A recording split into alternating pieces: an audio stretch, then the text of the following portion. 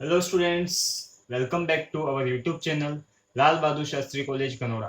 Last class में हमने BC third year organic chemistry में आपका सेकेंड यूनिट में क्विनोलिन को पढ़ लिया था। क्विनोलिन के जनरल इंट्रोडक्शन देख ली थी। उसके आगे हमने उसकी मेथड ऑफ प्रिपरेशन शुरू किया था, जिसमें उसकी हमने 4 से 5 सिंथेसिस पढ़ ली थी। इसके आगे हमारी जो नेक्स्ट सिंथेसिस है वो है नॉर क्विनोलिन सिंथेसिस।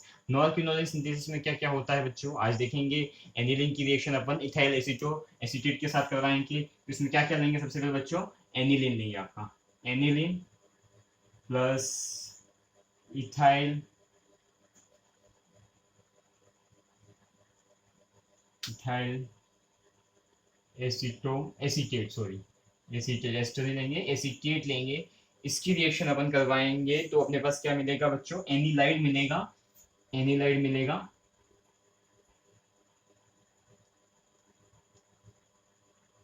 एनिलाइड मिलेगा। इसकी रिएक्शन अपन H2SO4 के साथ करवाएंगे, H2SO4 के साथ करवाएंगे। तो आपको 100 डिग्री सेल्सियस पे तो आपको मिलेगा 2 क्विनोलिन। क्या मिलेगा बच्चों, 2 quinoline, sorry quinolone. Quinolone quinolone और क्विनोलिन में आपको डिफरेंस पता है, पहले भी अपन ने क्विनोलोन का स्ट्रक्चर बनाया है। तो बच्चों इस तरह से अपनी होगी नॉन क्विनोलिन सिंथेसिस। इससे पहले हमने स्क्रोप सिंथेसिस, फ्रेजर सिंथेसिस, डोबनर सिंथेसिस और अपने दूसरी सिंथेसिस पढ़ी थी, जिसमें अपने लिम्पेक सिंथेसिस भी पढ़ी थी। तो ये 4-5 सिंथेसिस अपन ने पढ़ी थी। आज की सिंथेसिस हमारे पास नॉन क्विनोलिन सिंथेसिस, जिसमें अपन क्या करेंगे, एनिलीन लेंगे बच्चों, उसी के साथ इथाइल एसीटोएसीटेट लेंगे, उससे एनिलाइड बनेगा अपना। एनिलाइड बनेगा, उसकी रिएक्शन करवाएंगे अपन H2SO4 के साथ 100 डिग्री सेल्सियस पे। तो अपने पास बनेगा 2 क्विनोलोन बनेगा। 2 क्विनोलोन बनेगा तो ये किस तरह से रिएक्शन होती है उसको अपन देखते हैं। इसको आप नोट कर लीजिए।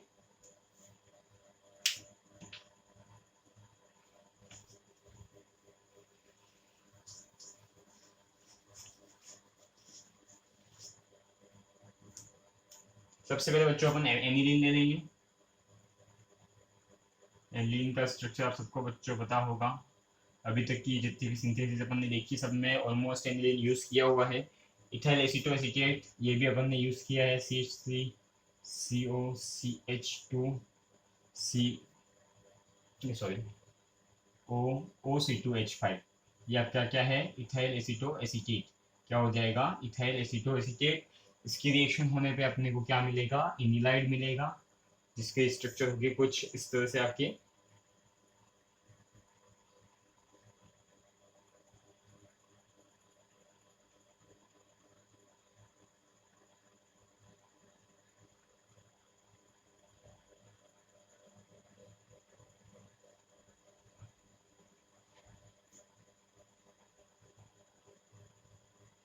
CH2, ठीक है, यहाँ से H2 CH, यहाँ पे आपका CH3 group, CH3 CH2।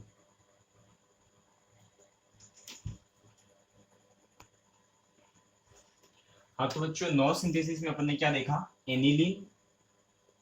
Aniline की रिएक्शन अपन किसके साथ करा रहे हैं, इथाइल एसीटो एसीटेट के साथ करवाते हैं। एसीटेट के साथ करवाते हैं तो ये अपने को देता है एनिलाइड देता है। ये क्या बच्चों, आपके पास एनिलाइड है। एनिलाइड दिया, देखो बच्चों यहाँ से आपका O और ये H2 निकल जाएंगे, और इस तरह से आपके पास एक H यहाँ से निकल जाएगा और एक O यहाँ से निकल जाएगा, OH निकल जाएगा आपका। और ये क्या बन जाएगा आपके पास, एनिलाइड बन जाएगा। एनिलाइड बन जाएगा। इसका अपन जब H2SO4 के साथ 100 डिग्री सेल्सियस पे रिएक्शन, इसको मतलब H2SO4 के साथ रिएक्शन करवाएंगे तो इसका साइक्लाइजेशन हो जाएगा। साइक्लाइजेशन होते ही ये इस फॉर्म में आ जाएगा, 2 क्विनोलोन बना देगा। 2 क्विनोलोन बनाते ही ये तो किस फॉर्म में, आपका कीटो फॉर्म में बच्चों, आपको पता ही है कीटो फॉर्म। कीटो फॉर्म में है। कीटो फॉर्म से ये टोटोमेरिज्म से किस में चेंज हो जाएगा आपका, 4 मिथाइल 2 हाइड्रोक्सी क्विनोलिन में बन जाएगा। मतलब कि ये जो H है आपका यहाँ पे शिफ्ट हो जाएगा, इसके जो पाई इलेक्ट्रॉन है वो यहाँ पे। टोटोमरिज्म में मैं आपको बहुत बार बता चुका हूँ, एक बार फिर से बता देता हूँ कि टोटोमरिज्म में क्या होता है बच्चों। एक तो प्रोटॉन और इलेक्ट्रॉन का ट्रांसफर होता है। इसका H यहाँ पे जो H है वो यहाँ पे चला जाएगा और इसके जो पाई इलेक्ट्रॉन है वो यहाँ पे आ जाएंगे। इस तरह से इसमें क्या हो जाएगा, इलेक्ट्रॉन और प्रोटॉन का ट्रांसफर हो जाएगा। यहाँ पे टोटोमरिज्म से ये दोनों ही स्टेप अपन साथ में लिख सकते हैं, इनोल फॉर्म और कीटो फॉर्म। इसमें जरूरी नहीं है कि कीटो फॉर्म में रहे या फिर इनोल फॉर्म में रहे, जब ये रिएक्शन करेगा तो इनोल फॉर्म में चेंज होकर रिएक्शन करेगा, और स्टेबल किस फॉर्म में रहेगा, तो कीटो फॉर्म में आपका ज्यादा स्टेबल रहेगा। एक बार फिर से मैं नो सिंथेसिस को एक्सप्लेन कर देता हूँ आपका। एनिलीन लिया अपन ने, एनिलीन को इथाइल एसीटोएसिटेट के साथ रिएक्शन करवाए तो एनिलाइड बनेगा बच्चों आपका। एनिलाइड आपने फर्स्ट ईयर में यूज भी किया होगा, फंक्शनल ग्रुप टेस्ट किए होंगे, तब एनिलाइड का टेस्ट लगाया होगा आपने। एनिलाइड बना, एनिलाइड की अपन रिएक्शन करेंगे H2SO4 के साथ 100 डिग्री सेल्सियस पे, तो आपके पास बनेगा 2 किनोलोन बनेगा। 2 किनोलोन की रिएक्शन 2 किनोलोन टोटोमरिज्म से किसमें जोड़ हो जाएगा आपका 4 मिथाइल 2 हाइड्रोक्सी किनोलोन। तो अगर आपको नो सिंथेसिस लिखनी हो, अगर आप यहाँ तक भी लिखते हो तो आपकी सिंथेसिस गलत नहीं होगी। यह इसका कीटो फॉर्म है और इसका ये इनोल फॉर्म है। इसको क्या लिख सकते हैं आप, इनोल फॉर्म, इनोल फॉर्म। तो इस तरह से आपकी नॉन क्विनोलिन सिंथेसिस कंप्लीट होती है। नेक्स्ट सिंथेसिस अपन देखते हैं, इसको एक बार आप नोट कर लीजिए।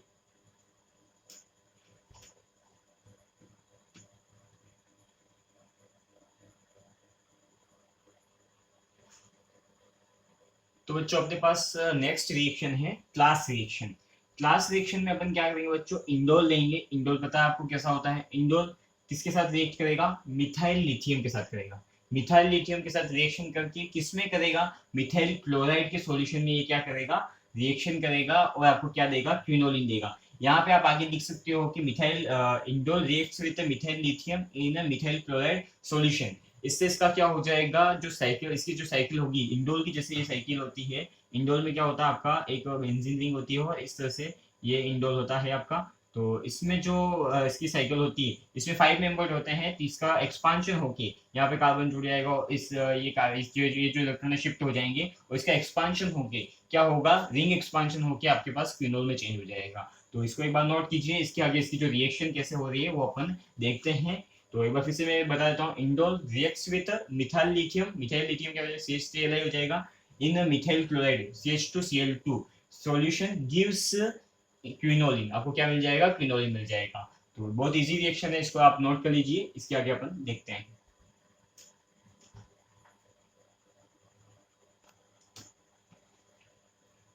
तो बच्चों अपनी जो क्लास रिएक्शन है वो है इस तरह से। अपन ने क्या लिया, इंडोल लिया। इंडोल की रिएक्शन अपन ने किसके साथ कराई, CH3Li। ये रिएक्शन आप इंडोल की जो केमिकल प्रॉपर्टीज हैं उसमें आपने शायद पढ़ी भी होगी, मैंने पढ़ाई होगी, मुझे थोड़ा ध्यान में नहीं है।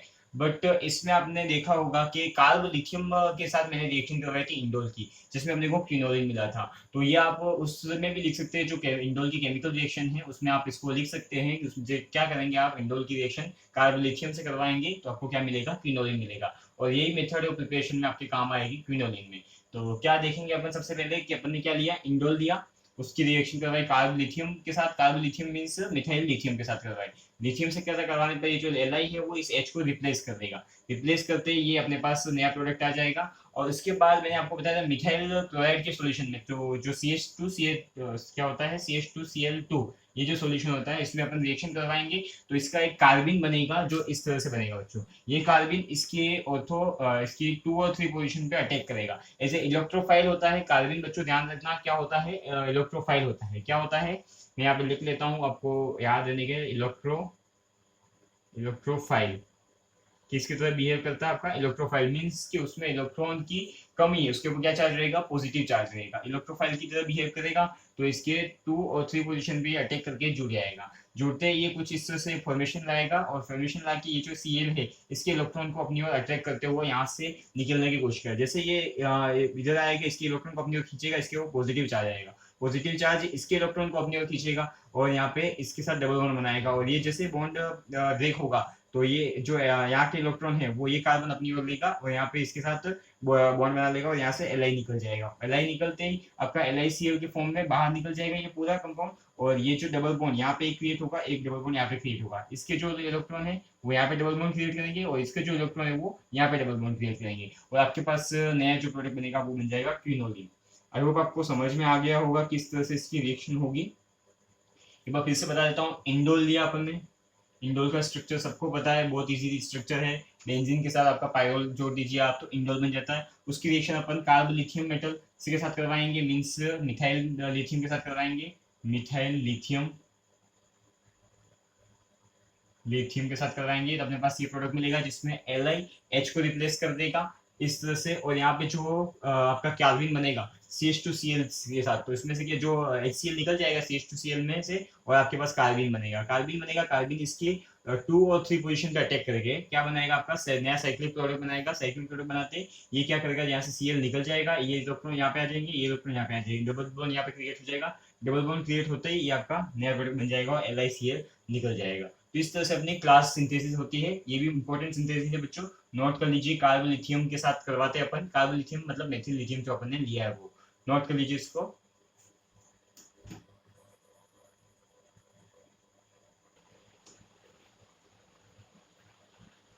तो बच्चों अपने पास जो नेक्स्ट टॉपिक है वो है क्विनोलिन की फिजिकल प्रॉपर्टीज। तो इसकी फिजिकल प्रॉपर्टीज क्या होती हैं बच्चों, देखते हैं। सबसे पहले अगर बात करें कि किस तरह की स्टेट में रहता है, तो कलरलेस लिक्विड के फॉर्म में रहता है। किस फॉर्म में रहता है बच्चों, ये कलरलेस लिक्विड के फॉर्म में रहता है। इसकी बॉइलिंग टेम्परेचर की बात करें तो क्या हो जाएगा, बॉइलिंग पॉइंट की बात करें तो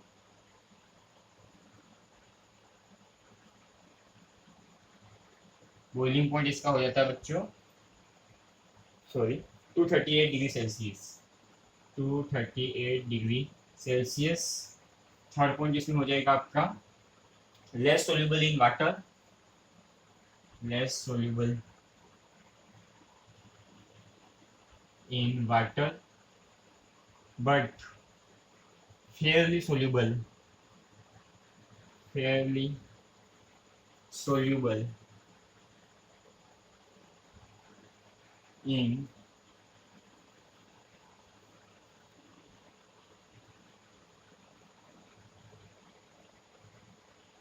ether and alcohol, fairly soluble in ether and alcohol। ये तो आपका सोलिबिलिटी हो जाएगी। सेकंड जो नेक्स्ट पॉइंट है वो देखें, तो इसकी जो प्रॉपर्टीज होती है वो पेरिडिन के सिमिलर होती हैं। तो अपन लिख सकते हैं spectroscopy, spectroscopy and chemical properties, chemical properties same as pyridine, same as pyridine. Pyridine की जो केमिकल प्रॉपर्टीज होती हैं वही ये शो करेगा, जिसकी वजह से उसकी एसिडिटी बेसिडिटी सब अपनी पेरिडिन की तरह ही होती है आपकी क्विनोलोन की, सॉरी क्विनोलोन की। तो इसको नोट कर लीजिए। इसके आगे अपन इसकी केमिकल प्रॉपर्टीज को देखते हैं, प्लीज नोट डाउन।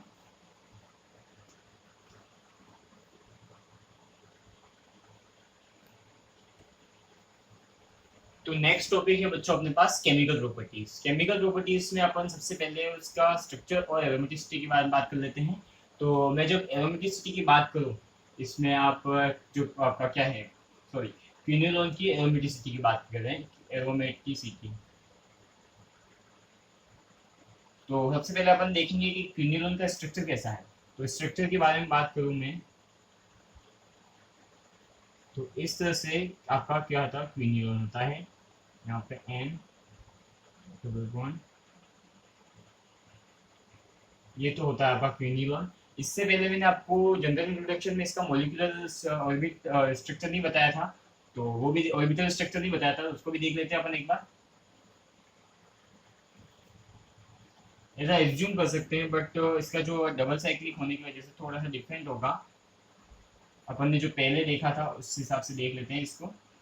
जितने भी अभी पायरोल वगैरह अपन ने देखे हैं इसके स्ट्रक्चर्स, उसके अकॉर्डिंग उसके सिमिलरली देखें, तो इस तरह से इसका स्ट्रक्चर होगा आपका।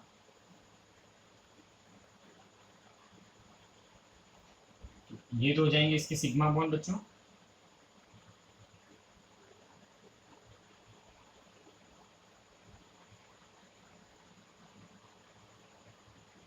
इस तरह से ये सिग्मा बॉन्ड बनाएगा।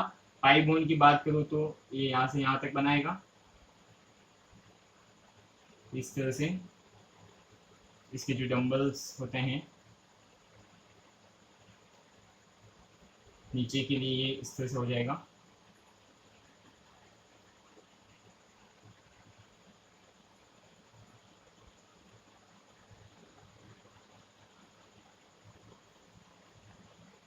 बहुत इजी डायग्राम है, कोई भी बना सकता है इसको।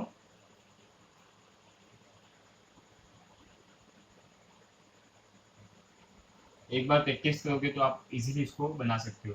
वैसे आपके सिलेबस में फिनोलिन का ऑर्बिटल स्ट्रक्चर नहीं पूछा गया है, तो आप इसको इग्नोर भी कर सकते हो।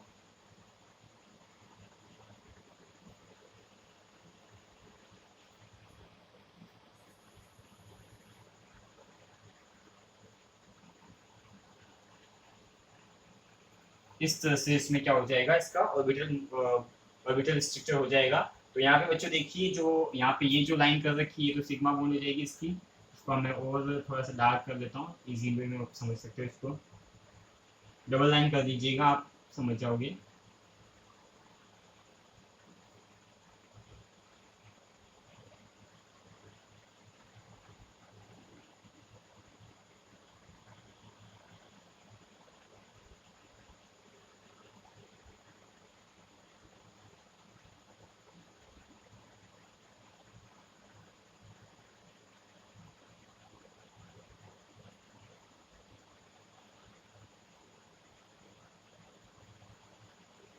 तो ये होता है आपका क्विनोलिन का structure. Carbon carbon carbon carbon carbon carbon, यहाँ पे कार्बन, यहाँ पे कार्बन, ये कार्बन और ये आपका नाइट्रोजन। इसके साथ मैंने यहाँ पे इसका क्या शो कर रखा बच्चों, आपका नाइट्रोजन का लोन पेयर शो कर रखा है। इस तरह से आप इसको समझ सकते हो। बहुत ही इजी डायग्राम है। आई होप आपको समझ में आ रहा होगा, और एक बार एक दो बार आप प्रैक्टिस करोगे तो आप इजीली इसको बना सकते हो। तो इस तरह से इसका ऑर्बिटल स्ट्रक्चर होता है। एरोमेटिसिटी की बात करो बच्चों, इस बार एक बार इसको आप नोट कर लीजिए या फिर स्क्रीनशॉट ले लीजिए। इसके आगे इसकी एरोमेटिसिटी की चेक करते हैं अपन।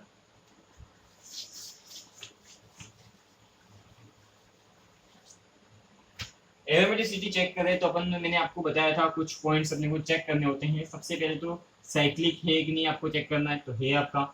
उसके बाद अपन इलेक्ट्रॉन का डीलोकलाइजेशन चेक करते हैं, डीलोकलाइजेशन वो भी है। उसके बाद अपन चेक करें कॉन्जुगेशन, कॉन्जुगेशन भी होगा आपका।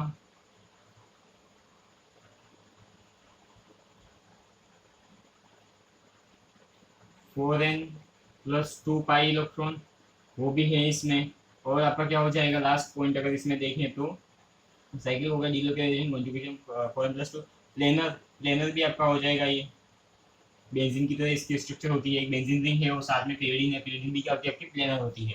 तो इसमें साइक्लिक की बात करें तो दो साइकिल है आपकी, बाईसाइक्लिक रिंग हो जाएगी। डीलोकलाइजेशन, तो डीलोकलाइजेशन इसमें होगा, यहाँ से इलेक्ट्रॉन ही घूमेंगे और इसमें इलेक्ट्रॉन ऐसे घूमेंगे। ये इसमें कॉन्जुगेशन हो जाएगा, pi sigma pi sigma pi sigma pi sigma pi sigma pi. तो इस तरह से आप इसमें इसका कॉन्जुगेशन भी होगा। 4n+2 पाई की बात करूँ तो मैं 1 2 3 4 5 मतलब 10 पाई इलेक्ट्रॉन है इसमें। 10 पाई इलेक्ट्रॉन है, तो ये कंजुगेशन शो करेगा। इसमें ये लोन पेयर आप यहाँ पे नहीं गिनेंगे बच्चों, ध्यान से समझना। इसके अपन ने लोन पेयर आपने गिन लिए, तो इसके कंजुगेशन में लोन पेयर पार्टिसिपेट नहीं कर रहे, डीलोकलाइजेशन में लोन पेयर पार्टिसिपेट नहीं कर रहे, तब इसको क्यों गिनेंगे इसके पाई इलेक्ट्रॉन में, तो नहीं गिनेंगे। जिसमें 10 पाई इलेक्ट्रॉन है तो 4n+2 पाई में आपको, जैसे इसकी जो 4n+2 पाई इलेक्ट्रॉन में आप 1 रखोगे तो आपके पास क्या आएगा, 6 पाई आएगा। 2 रखते हैं अपने पास क्या आएगा, 2 रखते हैं अपने पास 10 पाई आएगा। 10 पाई होता है ये, तो आपका हो जाएगा, ये सही हो जाएगा। तो ये आपका क्या हो जाएगा, हर्कल रूल को भी फॉलो करता है, साइक्लिक है, डीलोकेशन है, कंजुगेशन है और प्लेनर है। तो ये क्या करेगा, एरोमेटिसिटी शो करेगा।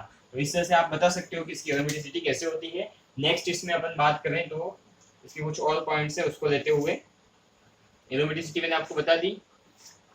नेक्स्ट ऑर्बिटल स्ट्रक्चर भी बता दिया, रेजोनेटिक स्ट्रक्चर अपन देख लेते हैं। इसको आप नोट कर लीजिए अगर नोट करना चाहें तो। इसके आगे अपन रेजोनेटिक स्ट्रक्चर देखते हैं। नेक्स्ट आपके पास है रेजोनेटिक स्ट्रक्चर। क्या हो जाएगा, रेजोनेटिक स्ट्रक्चर। तो सबसे पहले इसमें देखिए बच्चों, इस तरह से आपका फिनोलिन होता है। फिनोलिन में 2 बॉन्ड यहाँ पे होते हैं, एक बॉन्ड यहाँ पे, और इस तरह से बॉन्डिंग होती है। ये बॉन्ड क्या करते हैं, डीलोकलाइज होते रहते हैं, मतलब अपना जो पाई इलेक्ट्रॉन है वो घूमते रहते हैं। तो अगर अपन दूसरी इसकी स्ट्रक्चर देखना चाहें तो क्या हो जाएगी, इन बॉन्ड को आप शिफ्ट कर लीजिए। शिफ्ट करते क्या हो जाएगा, अगर इनकी पोजीशन को मैं चेंज करता हूँ, यहाँ पे एन है, इस वाले को मैं आगे बढ़ाता हूँ, ये हो जाएगा। यहाँ वाला आपका यहाँ आ जाएगा, यहाँ वाला और आगे जाएगा इस तरह से, यहाँ वाला यहाँ आएगा और यहाँ वाला यहाँ आ जाएगा। सॉरी, ये तो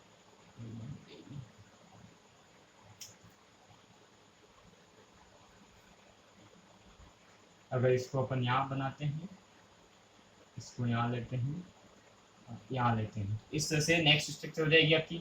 और दूसरी स्ट्रक्चर देखना चाहें तो और भी बना सकते हैं आप।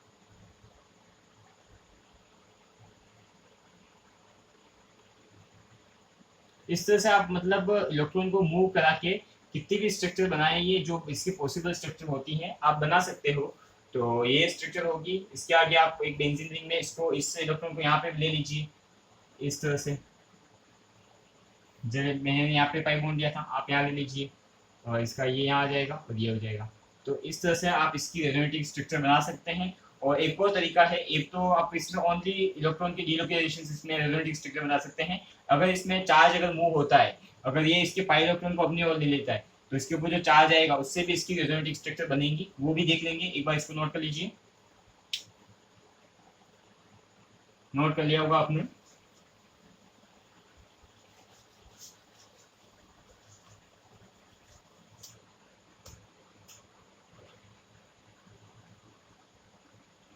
जैसे कि मैंने स्टार्ट में क्विनोलिन को पढ़ाते हुए बताया था आपको कुछ, या फिर पेरिडीन को पढ़ा देते हुए बताया होगा, इसमें नहीं बताया होगा तो, क्योंकि पेरिडीन और इसकी प्रॉपर्टीज ऑलमोस्ट सेम होती है बच्चों। अगर मैं यहाँ पे बात करूँ कि इसके ऊपर जो लोन पेयर है, इसके अट्रैक्शन फोर्स या फिर इसके जो पी ऑर्बिट एम्प्टी रहता है उसकी वजह से क्या हो जाएगा, ये इतने इलेक्ट्रॉन को अपनी ओर खींच लेगा, जिसके कारण इसके ऊपर क्या आ जाएगा, नेगेटिव चार्ज आ जाएगा। ये इलेक्ट्रॉन इसकी ओर चले जाएंगे तो क्या आएगा, इसके ऊपर नेगेटिव चार्ज नाइट्रोजन के ऊपर। नाइट्रोजन के ऊपर पेरिडीन में नाइट्रोजन जो नेगेटिव चार्ज रहता है वो क्या रहता है, स्टेबल रहता है। तो अपन देखिए तो इसके ऊपर नेगेटिव चार्ज और यहाँ पे क्या आ जाएगा आपका पॉजिटिव चार्ज इस तरह से। तो इसकी जो रेजोनेटिव स्ट्रक्चर होंगी, ये पॉजिटिव चार्ज यहाँ पे आएगा, फिर यहाँ से यहाँ आएगा, यहाँ से यहाँ आएगा, फिर यहाँ से यहाँ आएगा, वापस ऐसे घूमता रहेगा। तो अपन कह सकते हैं कि इसमें भी इसकी बहुत सारी रेजोनेटिव स्ट्रक्चर बनेंगी। तो आप इसमें ETC करके लिख सकते हो, जितने भी आप चाहो उतने बना सकते हो। तो इसको भी आप नोट कर लीजिए, इसके आगे एक दो स्ट्रक्चर आप बना लीजिएगा घर पे, बहुत ईजी स्ट्रक्चर है इसकी।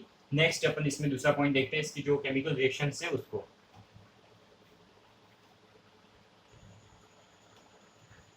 नेक्स्ट अपने पास इसकी जो बेसिक प्रॉपर्टी है वो होती है। तो बेसिक प्रॉपर्टी भी इसकी किसकी जैसी होगी बच्चों, आपको बता दिया मैंने, पेरिडीन की तरह इसकी रिएक्शन के सारे केमिकल प्रॉपर्टीज हैं। तो बेसिक प्रॉपर्टी भी इसकी किसकी तरह हो जाएगी, पेरिडीन की तरह हो जाएगी। पेरिडीन आपका क्या होता है, बेसिक होता है। बेसिक होता है किस बेस पे होता है वो भी देख लेते हैं अपन। मैंने आपको बताया था कि जैसे अगर अपने पास पेरिडीन देखते हैं, तो पेरिडीन में जो लोन पेयर होता है वो क्या होता है, डोनेट करने के लिए फ्री रहता है, क्योंकि इसके जो सॉरी इसकी डीलोकलाइजेशन में या फिर इसकी रेजोनेटिव स्ट्रक्चर में इसका लोन पेयर पार्टिसिपेट नहीं करता है।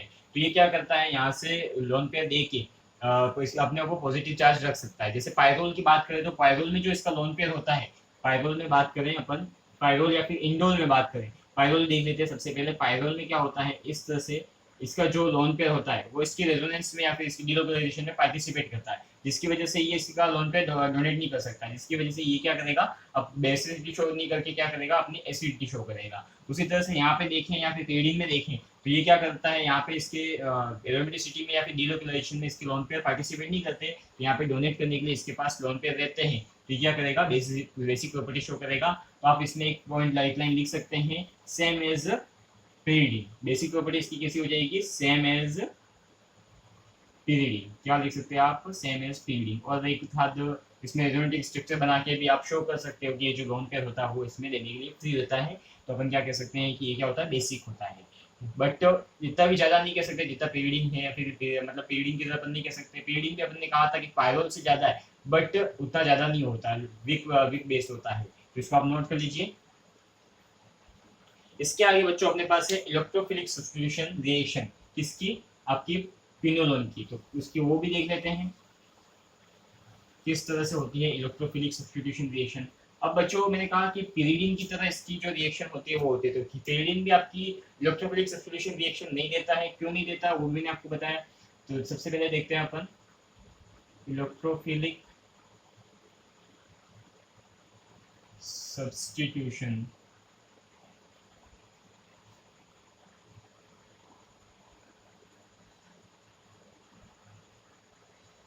रिएक्शन।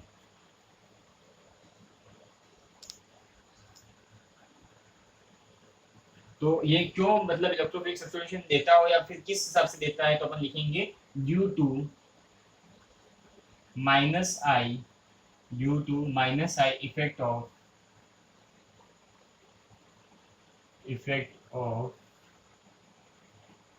नाइट्रोजन।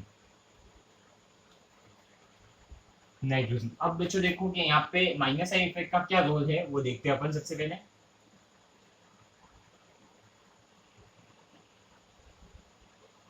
ये अपने पास क्विनोलिन हो गया। क्विनोलिन में लोन पेयर होते हैं। ये क्या करेगा, इसके इलेक्ट्रॉन को अपनी ओर खींचेगा। खींचने से इसके ऊपर नेगेटिव चार्ज आएगा और इस रिंग में यहाँ पे पॉजिटिव, यहाँ पे पॉजिटिव, तो पॉजिटिव चार्ज आएगा। तो जो पिरीडीन की रिंग है बच्चों, उस पे तो ये इलेक्ट्रॉन डेफिशिएंट होगा। पिरीडीन की रिंग क्या होगी आपकी, इलेक्ट्रॉन डेफिशिएंट होगी। बट ये जो बेंजीन की रिंग है, ये क्या कर सकती है, इलेक्ट्रोफिलिक सब्स्टिट्यूशन दे सकती है। तो ये क्या करेगी, इस पोजीशन पे और इस पोजीशन पे आपका क्या देगी, इलेक्ट्रोफिलिक सब्स्टिट्यूशन देगी। तो कौन सी पोजीशन हो जाएगी आपकी, 1 2 3 4 5 और 6 7 8, आपकी कौन सी 5 और 8 पोजीशन पे ये क्या देगी आपको, इलेक्ट्रोफिलिक सब्स्टिट्यूशन रिएक्शन देगी। कौन कौन सी पोजीशन पे देगी, इलेक्ट्रोफिलिक सब्स्टिट्यूशन रिएक्शन। और भी बेंजीन रिंग में, पिरीडीन रिंग में आपको, सॉरी इसकी जो पिनोलिन में पिरीडीन रिंग है उसके ऊपर आपको इलेक्ट्रोफिलिक सब्स्टिट्यूशन रिएक्शन नहीं होगी। होगी भी तो कौन सी पोजीशन बचेगी अपने पास, बस ये वाली पोजीशन बचेगी। यहाँ पे पॉसिबल है जिसमें अपन सल्फोनेशन करा सकते हैं। सल्फोनेशन कराते हैं तो यहाँ पे आता है इसका जो एसोटोनिक ग्रुप है वो इस पोजीशन पे जुड़ जाएगा। तो अपन कह सकते हैं कि इसकी जो सब्स्टिट्यूशन रिएक्शन होती है वो किस बेस पे होती है, due to minus I effect के कारण। पिरीडीन के पे तो नहीं हो सकती बट बेंजीन रिंग पे हो सकती है। तो इसको भी आप लिखना चाहो तो ये लाइन लिख सकते हो यहाँ पे। और लिख सकते हो कि जो पिरीडीन की जो रिंग होती है वो इलेक्ट्रॉन डेफिशिएंट हो जाती है इसमें, जिससे कि इस पे जो इलेक्ट्रोफिलिक सब्स्टिट्यूशन होगा वो कहाँ पे होगा, तो बेंजीन रिंग में होगा। Please note down.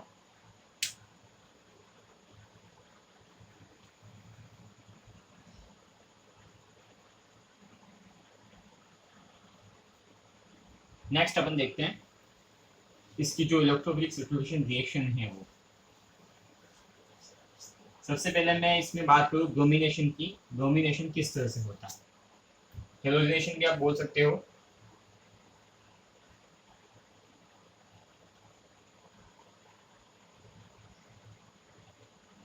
Bromination,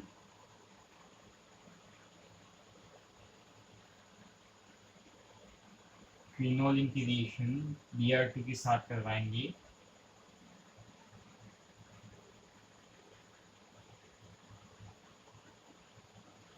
plus Br2 in presence of H2SO4 and HgSO4, H2SO4 और HgSO4 की प्रेजेंस में।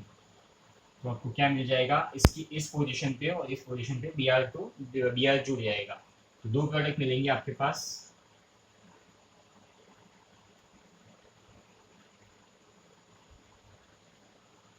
यहाँ पे आपका Br जुड़ जाएगा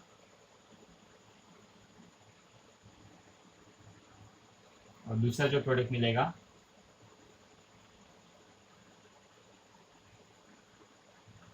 एक बार मैंने आपको बच्चों समझा दिया किस तरह से इसका इलेक्ट्रोफिलिक सब्स्टिट्यूशन हो रहा है। आई होप आपको समझ में आ रहा होगा, बार बार इसको एक्सप्लेन करने की मुझे जरूरत नहीं है।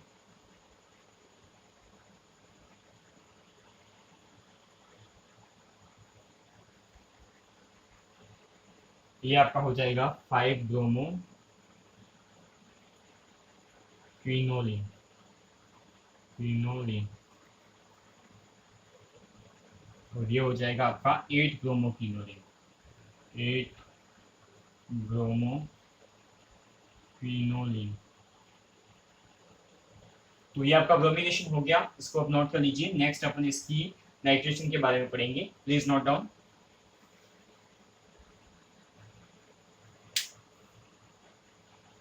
नेक्स्ट इसमें अपनी सॉरी नाइट्रेशन है। नाइट्रेशन दो तरीके से होता है, वो भी देखते हैं अपन किस तरह से होगा।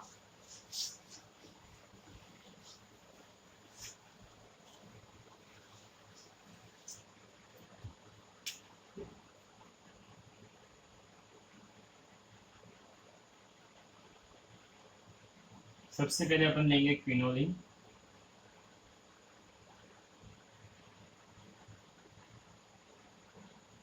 थोड़ा सा स्ट्रक्चर आप देख लेना, आप इसे अपने हिसाब से सही बनाना। इसकी रिएक्शन अपन दो तरीके से करवाएंगे, किस तरह से करवाते हैं एक बार नोट कर लीजिए इसको। सबसे पहले अपन HNO3 जो अपनी सिंपल जो नाइट्रेशन की प्रोसेस होती है आपको पता ही है, HNO3 और H2SO4 के साथ करवाएंगे। तो अपने पास जो प्रोडक्ट मिलेगा वो क्या मिलेगा, वही आपका जो बेसिकली इसमें होता है 8 और 5 पोजीशन पे NO2 ग्रुप का सब्स्टिट्यूशन हो जाएगा।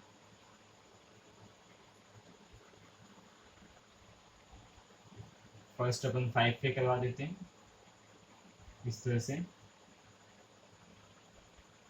और दूसरा अपन देख लेते हैं इसमें 8 पोजीशन को, थोड़ा छोटा बना देता हूँ मैं, आ जाएगा अपने बोर्ड पे। यहाँ पे हो जाएगा आपका NO2 थ्रू, और बाकी बॉन्ड को कंप्लीट कर लीजिए। ये हो गया आपका नाइट्रेशन। अब अगर नाइट्रेशन में अपन HNO3 और उसके साथ एसिटिक एनहाइड्राइड ले लेते हैं। एसिटिक एनहाइड्राइड आपका CH3CO होल ट्वाइस O, ये लेते हैं और इसका नाइट्रेशन करवाते हैं, तो आपका जो NO2 ग्रुप है वो इस पोजीशन पे ऐड होगा, सब्स्टिट्यूट होगा। तो ये देख लीजिए अपना जो प्रोडक्ट बनेगा वो क्या बनेगा, ये प्रोडक्ट बनेगा आपका। ये इंपॉर्टेंट रिएक्शन है बच्चों, ध्यान रखना, पूछी जा सकती है, क्योंकि ऐसी रिएक्शन ही पूछी जाती है हमेशा एग्जाम में जो थोड़ी अलग होती है, हटके होती है। बाकी जो जनरली एग्जाम में आपको पता है कि इसकी 8 और 5 पे पोजीशन पे ये एडिशन होगा, तो आप इजीली करवा दोगे, HNO3 और H2SO को के साथ करवाओगे और 5 और 8 पोजीशन पे इसका सब्स्टिट्यूशन करवा दोगे, तो ये आपके पास प्रोडक्ट आ जाएगा। बट ये रिएक्शन अपने को नहीं ध्यान में रहेगी, तो ये क्या हो जाएगी आपके लिए इंपॉर्टेंट, इस पूरी को कर देते हैं अपन, इंपॉर्टेंट रिएक्शन है और ये आपका नया प्रोडक्ट बन जाएगा। ये आपका है 3 नाइट्रोक्विनोलिन, 3 नाइट्रोक्विनोलिन, और इसी की तरह इसका पोजीशन के अकॉर्डिंग आप नाम लिख सकते हैं, क्या हो जाएगा 1 2 3 4 5 6, 1 2 3 4 5 5 हो जाएगा आपका। ये पोजीशन आपकी नहीं गिनी जाती बच्चों, ध्यान रखना, ये और ये कॉमन पोजीशन होती है, इसलिए 5 नाइट्रो क्विनोलिन, क्विनोलिन, एंड इसको आप लिख सकते हैं 8 नाइट्रो क्विनोलिन। तो इसी तरह आप नाइट्रेशन करवा सकते हैं, इसको नोट कर लीजिए बच्चों। इसके आगे की रिएक्शन अपन देखते हैं।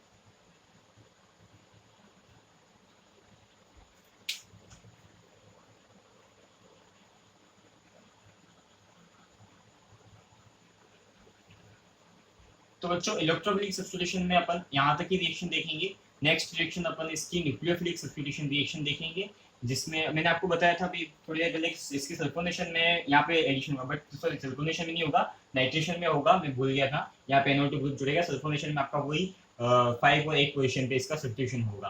तो नेक्स्ट आप जो भी रिएक्शन पढ़ेंगे सल्फोनेशन आप बुक से देख सकते हैं, बहुत ईजी रिएक्शन है। एक सेकंड बच्चों, सल्फोनेशन में आपको बता देता हूँ।